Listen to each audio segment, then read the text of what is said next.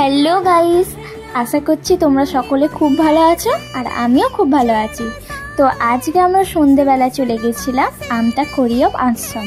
আমরা যেহেতু হুট করেই চলে গেছি তো অনেকটাই রাত হয়ে গেছিলো, তাই জন্য বাইরের গেট খোলা ছিল, মানে ভেতরে যাওয়ার, কিন্তু মেন যে গেটটা সেটাই বন্ধ হয়ে গেছিলো। তো ওই কারণের জন্য আমরা বাইরের ভিউটাই কিছুক্ষণ উপভোগ করছিলাম।